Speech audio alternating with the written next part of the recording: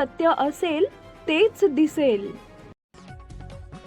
कोंढवा परिसरात खुनासारखा गंभीर गुन्हा करण्याच्या उद्देशानं बेकायदेशीर शस्त्र बाळगणाऱ्या तरुणाला गुन्हे शाखेच्या खंडणी विरोधी पथकानं अटक केली आहे. त्याच्याकडून देशी बनावटीचं पिस्तूल व जिवंत काडतूस असा एकूण 36,500 रुपयांचा मुद्देमाल जप्त करण्यात आलाय.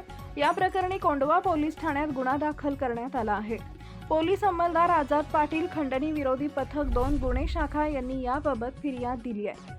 पोलिसांनी दिलेल्या माहितीनुसार 13 मार्च रोजी रात्री सुमारे 9 वाजेच्या सुमारास काकडे वस्ती लेन क्रमांक 1 कोंढवा येथील महानगरपालिका क्रीडांगणासमोरील कबुतरांच्या ढाबळीजवळील बाबळीच्या झाडाखाली काही तरुण संशयास्पदरित्या थांबले असल्याची माहिती पोलिसांना मिळाली.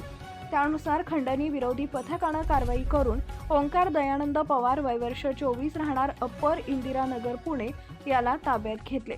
त्याच्याकडून एक गावठी बनावटीचे लोखंडी पिस्तूल व जिवंत काडतूस जप्त करण्यात आलाय.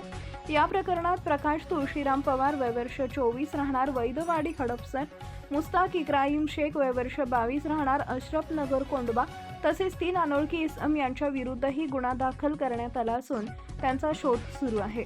सदर आरोपींनी संगनमत करून पुणे पोलीस आयुक्तांनी लागू केलेल्या प्रतिबंधात्मक आदेशाचं उल्लंघन करत शस्त्र बाळगले होते. तसेच खुनासारखा गंभीर गुन्हा करण्यासाठी हत्यारे व साथीदारांची जमवाजमव केल्याचा आरोप आहे. या प्रकरणाचा पुढील तपास पोलीस उपनिरीक्षक गौरव देव, खंडणी विरोधी पथक 2, गुन्हे शाखा करत आहेत. Subscribe now and press the bell icon. Never miss an update.